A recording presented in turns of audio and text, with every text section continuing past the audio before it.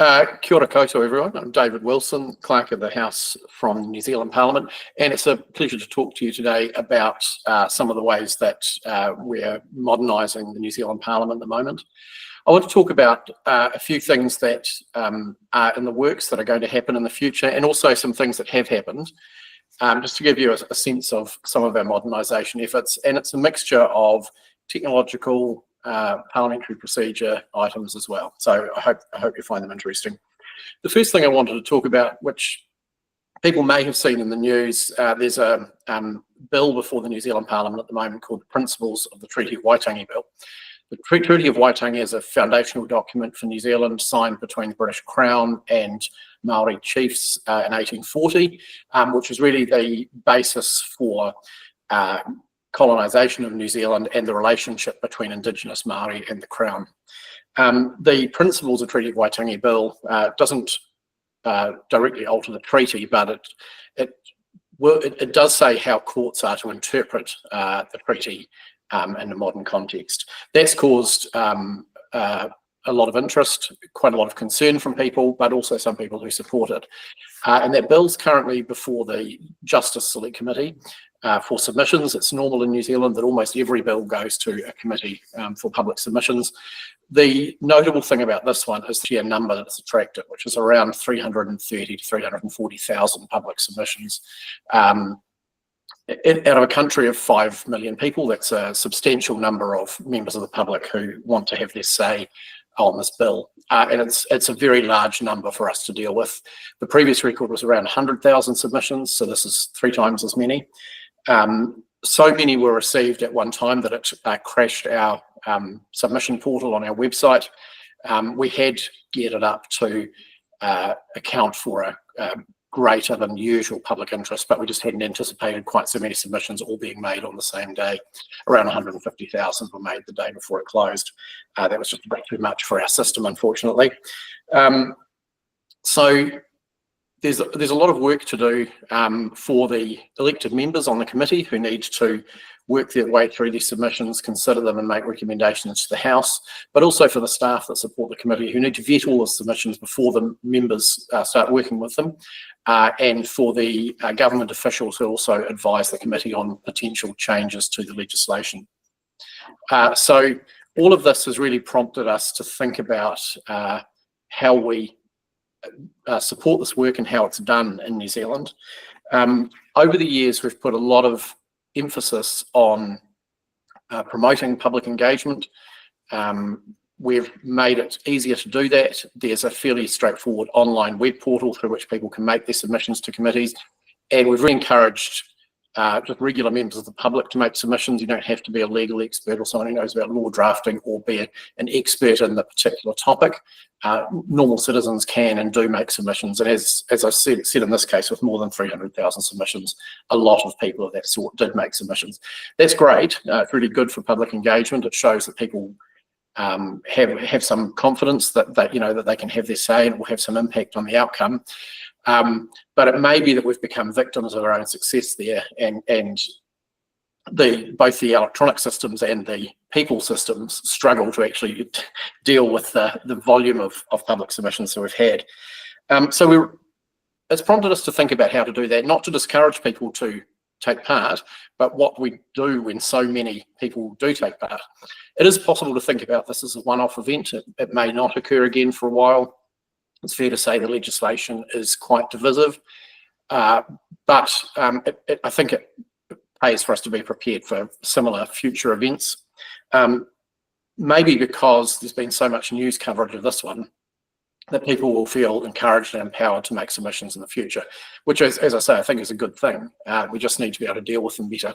So a couple of possibilities that we're thinking about is whether there is room there for artificial intelligence to do some of that initial analysis of submissions and then flag to human decision makers submissions that need their attention. So the sorts of things we'd be looking for are submissions that might contain content that's defamatory or abusive.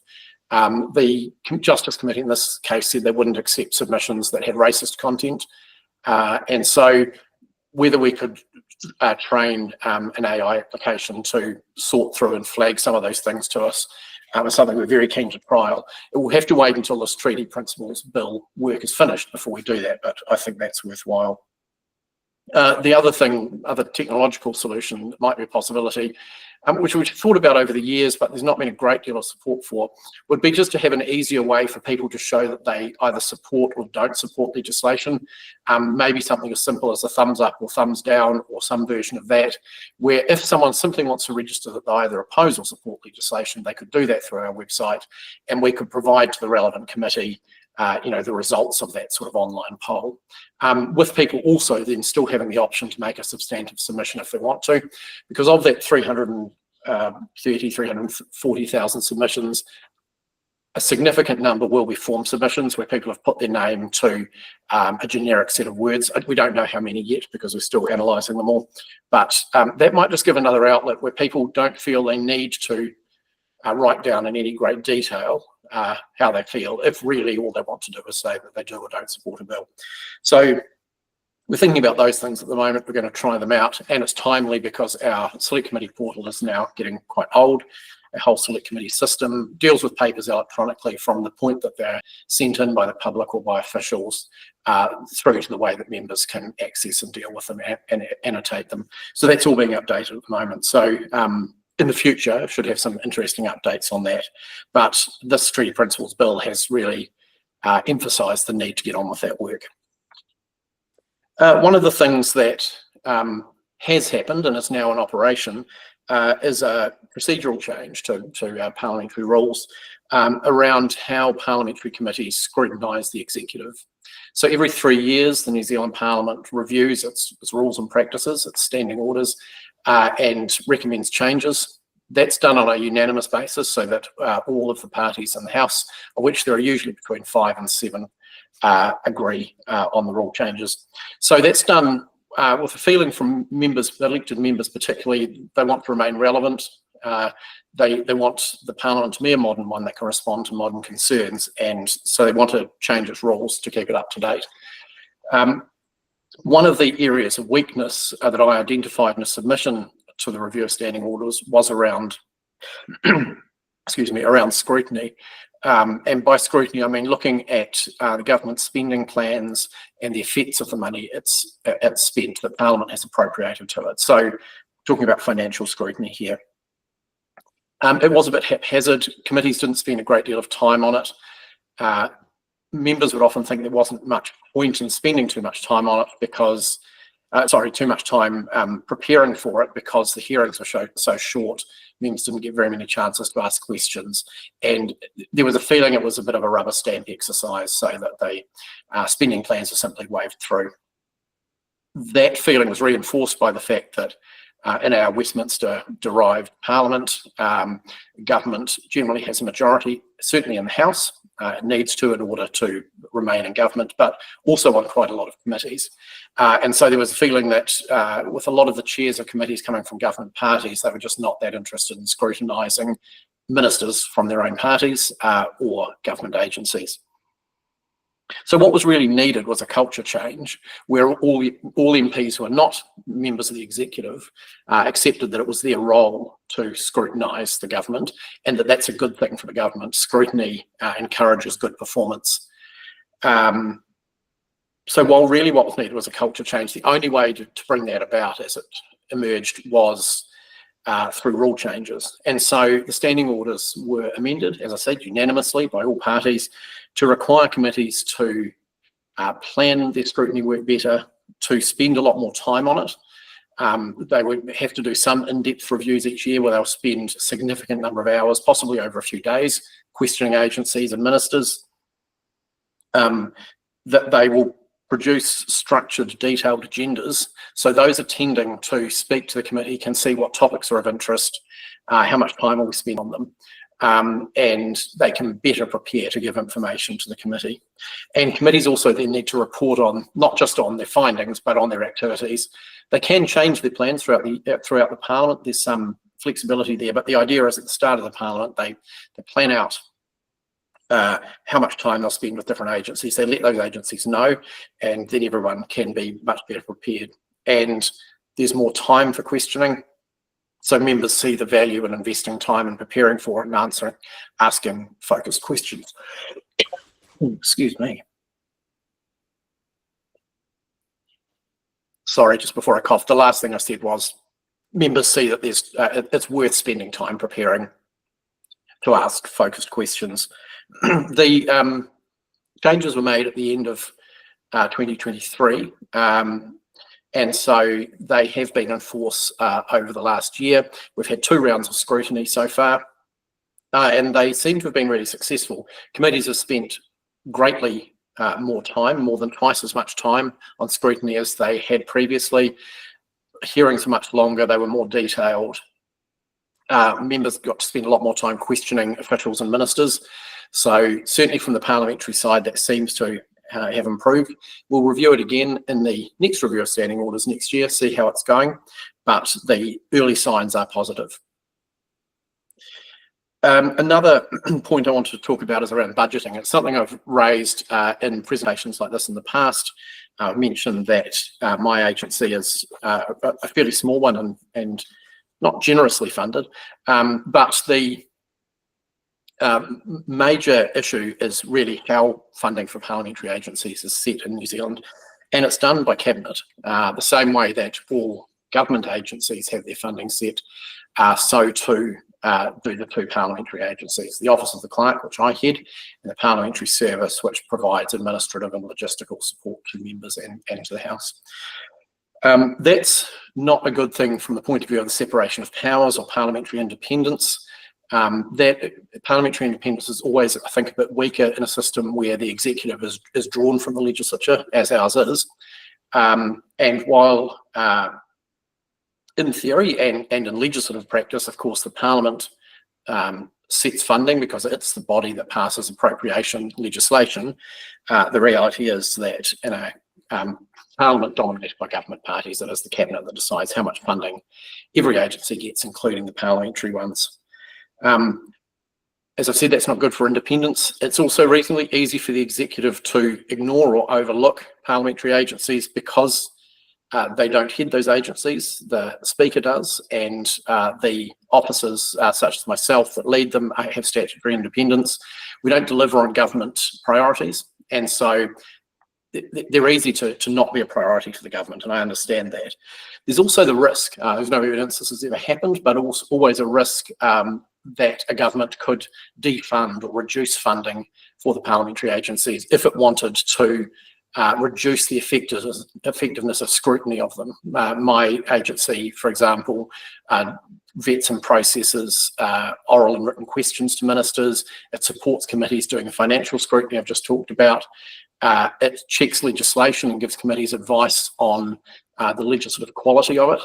All of these things cost money, and was there to be a decision to reduce our funding, it would reduce our ability to do those things. That hasn't happened, but I think it's a risk we need to be alert to. And in the last round of budget cuts that the government made to the public sector, my office and the Parliamentary Service were excluded. So as I say, there's no evidence that's happened. It's really a matter of future-proofing. We do have to manage our budgets carefully, and I'm always conscious of the fact that the money we're spending comes from taxpayers, so we need to be really prudent about how we spend it. But we have a significant change on the way. There's a bill going through Parliament at the moment called the Parliament Bill. It's consolidating all of the legislation about our legislature in one act, but it makes some crucial changes, and the most important one is to the funding mechanism for the parliamentary agencies. What will happen in the future is a parliamentary committee will receive submissions from the agencies on any new spending initiatives. It will make recommendations to Parliament about them. It will still receive advice from the Treasury, the government's fiscal advisors, and independent advice as well if it wants to. But it will make the recommendation. The House can then adopt that recommendation, which will have already been agreed to unanimously by all parties in the committee. And then that recommended funding level will be automatically taken into the government's budget when it sets it every year. This has been a culmination of quite a few years of work by myself and my colleagues in the Parliamentary Service to persuade the government really to take its hands off our funding stream. It's not a huge amount of money in the government's overall scheme of things, but it wasn't an easy change to convince ministers of. But ministers in both major parties across time have agreed to this, and it looks like it's going to happen. So the bill's currently with the Parliamentary Committee. It'll be reported back in March, and I would anticipate it to be passed this year. That will see, I don't think a huge increase in funding, but I think it will be on a more sustainable basis, and certainly a more constitutionally sound one, and one that should future-proof the independence of Parliament to some degree. That doesn't mean the government completely gives up control. Obviously, it still has a majority in the House, and a really outrageous proposal for doubling or tripling our baseline funding could still be voted down if we were to be that silly. But that's not our intention. It really is, I think, an important constitutional measure. The Parliament Bill as well makes some significant changes. It gives our security officers statutory powers, which they don't have at the moment. It makes some changes to try and make the workplace a bit more family friendly for MPs, particularly because they're away from their families for long periods of time. And also the way that families have been defined in legislation and rules around Parliament has been quite old-fashioned and traditional, recognising that there are a wide range of different sorts of families these days and different kind of childcare arrangements as well. So it will change some of those. It updates employment law for parliamentary staff as well. So some quite significant changes there that I would anticipate would come into force later this year. And in a future update, perhaps I can let you know how that went on. So those are three of the major things that are going on at the moment. The final one I just mentioned really quickly is there is a new building project going on in the New Zealand Parliament at the moment. If you know New Zealand, you might know that it's located on a major earthquake fault line, and Wellington, the capital city where our Parliament is particularly earthquake prone. When the decision was made to move the capital here, no one knew about that. But it's here now. Buildings can be made unusable either by earthquakes or the threat of devastating damage from an earthquake. And so quite a lot of our parliamentary complex is currently out of action. And there's a new building being constructed that will be highly earthquake strengthened, be environmentally friendly and reconfigurable depending on the makeup of parties in future Parliament. So it'll be part of the parliamentary complex. It's also been a pretty difficult project to get across the line because it really needed all party agreement to do it. It needed a significant amount of capital approved by the Cabinet as well. But really it needed everyone to be on board because it's not something that benefits MPs right now. It's something that will benefit future generations of MPs and staff. It is an important tangible change though, and will be the most modern building on the parliamentary precinct. So that's expected to be finished by 2026 and will also be a really important development for us. Right, well, I think that's enough from me. That's a few updates on some of our modernisation activities across a few different areas, and I'd be happy to answer any questions about it. Excellent. Thanks, David. That was a very informative update. And it's actually really interesting to understand that the independent side of things, I wasn't actually aware of it. So where Cabinet is actually sending the funding. So it's a fascinating sort of thing around that sort of transparency and also the independent side, which I think, is fundamental to Parliament as an example. So, I've got a few questions around like the committee side of things, actually. So 300,000 submissions, that's a lot to process. And I think sometimes people underestimate the amount of effort that actually has to go into vet each individual submission. And 300,000, that's a lot of staffing hours to consider as an example. But also, I think it's also understanding, especially with members of Parliament as well, just the pure amount of, or the sheer amount of content that they have to actually absorb to make informed decisions around the legislative process or the laws or the bills, etc., which they're considering as well. So, so I think, yeah, artificial intelligence is really sort of understanding, that it's a tool set which we can actually then look at adopting within the work practice to assist with some of those sort of processes.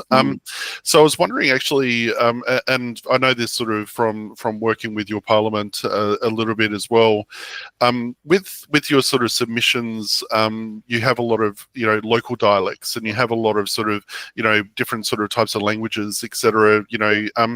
Do you actually have just is there a policy to accept pretty much any sort of multilingual submission, or is it just in English as an example? I'm curious to know that sort of process. Yeah, it's a good question, particularly given the topic of this bill, which is of strong interest to Māori communities in New Zealand. So New Zealand has 3 official languages. English is just a de facto official language. It's not by law one. It's just the one everyone can speak. Māori and New Zealand Sign Language are the other 2 official ones, and that's by law in both cases. So Parliament operates in those 3 languages. People can make submissions in any of them. Practically speaking, most are made in English. Te reo Māori languages would be the next most common. Sign language is relatively uncommon, obviously, because it doesn't lend itself to written form. But people from the deaf community do appear before the committees and sign, and we arrange interpretation for that. So in this case, in the case of the Treaty Principles Bill, a lot of submissions were made in the Māori language. We have staff who can translate those. Some members speak the language fluently and others don't. So we do have staff who can translate them. But as you said, the sheer logistical challenges here are pretty significant. So what we are doing is giving priority to the submissions that the committee has decided to hear. And the chair of the committee has done a really good job of I think explaining to the public that it's simply not possible. There are not enough hours to ever hear 300,000 submissions, or whatever subset of that wanted to be heard. So all parties have picked some of the submissions they'd like to hear. Our staff will then translate those that are going to appear before the committee. And we're reasonably fortunate in that there is a standard version of the Māori language. There are some regional dialectal differences. Generally, they're intelligible to each other. Which is a different situation to the one in Australia, I understand, where local dialects are not mutually intelligible. Māori was written down a reasonably long time ago by some of the early European settlers, and so it's kind of eventually coalesced into a single form of the language with a few dialectical changes. So that does make that a bit simpler, and it's still a big exercise, but it's working primarily with 2 languages. Yeah, definitely. No, that's really fascinating. And I think it is one of those sort of things where, especially when we're looking at a more verbatim sort of Hansard transcript or whatnot, to retain the sort of essence around that. I know with some countries they don't actually translate. They just say speaking in their native language as an example, which is another interesting proposition. But again, that's probably a conversation for another day. But it is actually interesting. Like when we look at committees and the templated submissions, so out of the 300,000, it's sort of spending the time to actually understand what is a templated submission versus what is actually, something which has got, say, more genuine, when I say genuine content, but as in, more sort of personal content as an example. And because committees would probably be more interested in, and not, because they'll obviously consider one templated version, which might be 10,000, into one versus, say, one individual submission, which may have a lot more content or essence behind it effectively. So it is very interesting. So in terms of the committees, and you're saying like the updating of the standing orders and your sort of rules, etc., has there been a sort of a lot of interest in how artificial intelligence will sort of affect your sort of standing orders in terms of what that sort of looks like from a ministerial perspective and obviously a parliamentary perspective as well? There hasn't been much interest that I know about from elected members as yet. I suspect this Treaty Principles Bill will spark that interest. And I think the New Zealand Parliament, the elected members are pretty hands-off in terms of how we deal with public submissions. So long as we put them in front of them and they get all of them and they get the right analysis, they've never really concerned themselves with how we do that. And I don't think most of them would know, and that's okay. I mean, that separation, I think, between the Secretariat and the members is fine. But yeah, this will certainly generate a lot of interest, and it will be, interesting to see whether members do view the Treaty Principles Bill as a one-off that we don't need to worry about too much, or as a sign of things to come. My feeling is it is a sign of things to come. Yeah. The fact that we've had 100,000 submissions in the past, while that's still a lot, it's not, it is an indicator to me that this isn't a one-off. It's probably a sign of an escalation. Prior to that, the record was about 30,000, which again is still a lot people to deal with. And so I just think this is going to be an ongoing issue, and it's not a problem. It's a good problem to have, actually, that people want to have their say. In the past, it was much easier to tell when you got form submissions when they came in hard copy, because they tend to all come on the same postcard that had been printed, and people put their names on it. But I think there is some real opportunities here for AI to help that. It should be quite good at recognising word patterns that are the same and flagging those and potentially grouping them for us to have a look at. And my hope is it could do those sorts of things, which they're important to get right, but they're repetitive and they don't require a huge amount of training for a human staff member to do. I'm hopeful it can really help with some of those things and speed them up. Because ultimately I want to get submissions to the elected decision makers as quickly as possible, but also allow them to focus on the ones that are important. Because as you say, if they've read one form submission and the rest are identical, they know what those points are. Yep. No, it's a fascinating thing. We've been looking at, for example, within submissions itself, to actually use, effectively RAG generation, which is sort of the asking questions or natural language against submissions, and we're meeting a pack as an example, and sort of we're sort of finding a lot of interest around that area at the moment, because again, the amount of just sheer content that members have to actually absorb, even with legislation, not just within committees. An example, if you've got a 300-page bill, or even I'm sure the Waitingi sort of bill is quite comprehensive and large, is trying to understand, in natural language terms, what does it actually mean? But I think it's really important, though, that in terms of a use of artificial intelligence, that it becomes that, trust, transparency, accountability is still really fundamental to the whole, and also independence, by the way, is still fundamental to the services that you provide as well. So I think it's trying to find that balance between it being a very useful tool and, something which is practical as well for that becomes really, really interesting. So, which is, how we sort of want to sort of make that all work. And in terms of sort of any other sort of major priorities, obviously it's an interesting one you were saying about the public citizen interaction, with the thumbs up, sort of thumbs down approach. I think some of the other parliaments around the world that I've sort of been watching as well have got the concept of actually post the draft, the actual proposed legislation, and then actually provide running commentary from a public citizen point of view. Would that be something that you might sort of look at in the future, or what are your thoughts in terms of that sort of whole, people sort of looking at a full bill and then say, well, actually, I don't like this particular component or that particular component as a public citizen interaction point of view. So to have that sort of different types of offerings. Yeah, and it's not something I've given much thought to, but it's an attractive idea, because actually that discussion between citizens, we don't really do anything at the moment to capture that or engage with it. It's discussion primarily from citizens to their representatives, and to a degree representatives back to citizens, and when we're dealing with bills as well. But yeah, amongst citizens, or that sort of chatting and discussing and giving some kind of live commentary on bills isn't something I've given a great deal of thought to, but it would, I think, again, help build public engagement. We've seen it a bit. We live stream our committee meetings, and that used to be done on Facebook Live before we built our own platform for it. And that has a chat function, which people used quite a lot. Ultimately, members asked for that to be turned off because the chat became quite abusive in some cases, and we didn't have the resources to moderate that. So it would probably, but again, AI can play a role certainly in flagging things for moderation, if not making the ultimate decisions about it.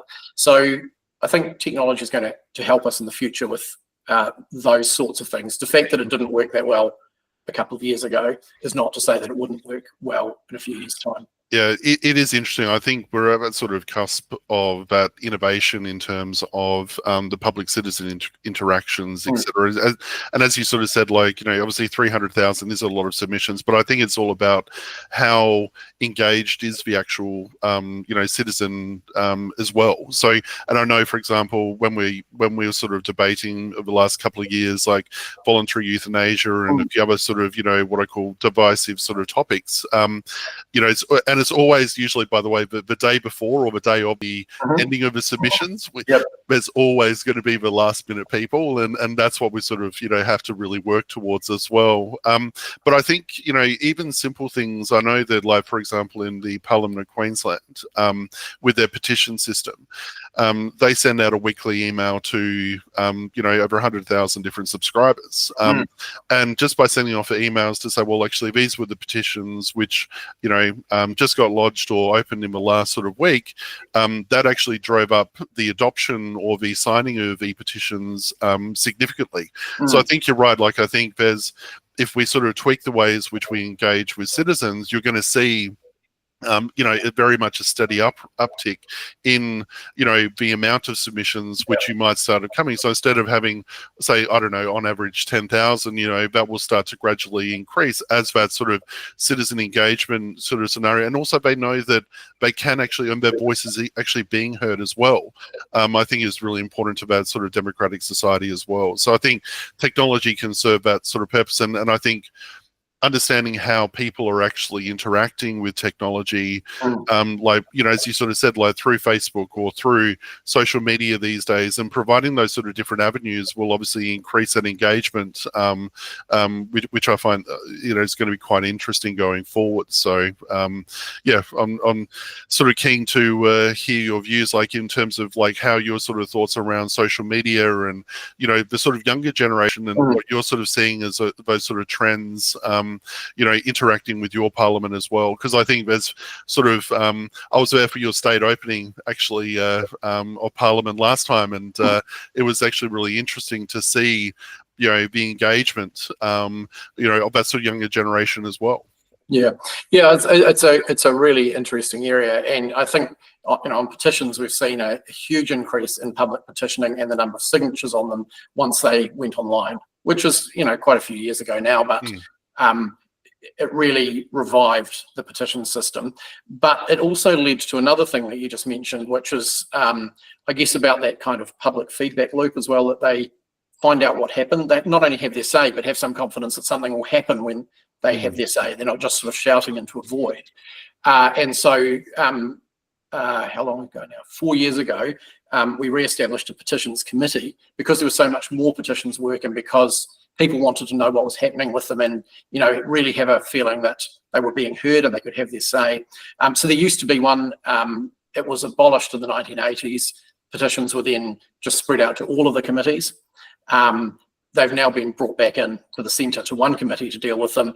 And it can give them to the government to answer, it can give them to other committees to have a look at, but it keeps an eye on them and makes sure that petitioners actually find out what happened in the end. It's not always going to be the result they want, but, and that's the ultimate that people aim for. But at least if they find out that MPs have looked at this, they've talked about it, they've thought about some evidence, and they've reached conclusions for a certain reason, I think that does help to build confidence. And that's, I think increasingly that's the focus of our engagement work as well, not just getting people to say things to their representatives, but to hear what happened.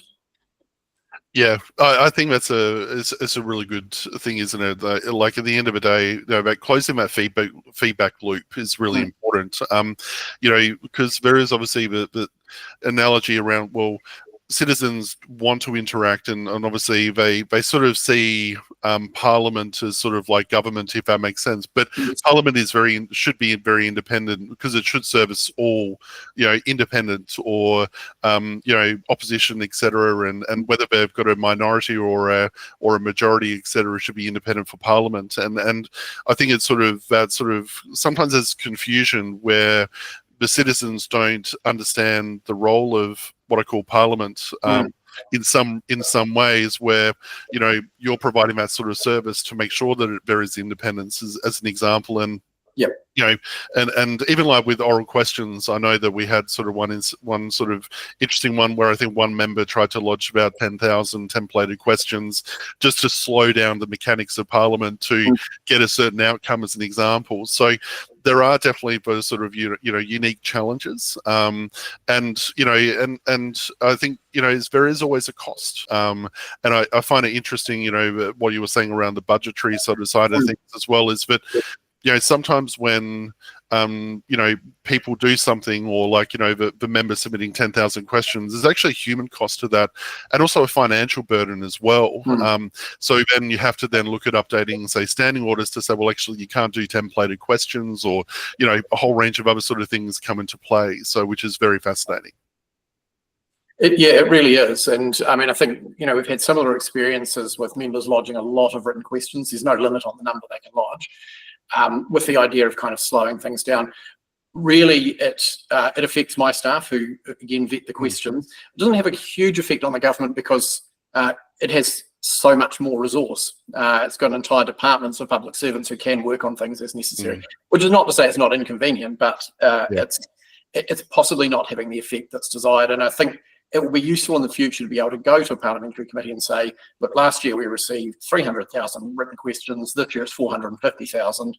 We need, if you want those to be turned around in the same time frame, we will need additional resources, and to be talking to the people who are actually affected by that. Cabinet might think, well, you know, in a bad faith kind of situation, well, we don't really care about that.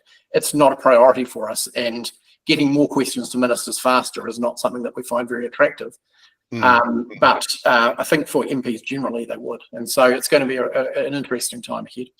Yeah, I think so, and I think it is a fascinating thing when we look at it, just because I think when we look at committees, that's just one part of the members' experience.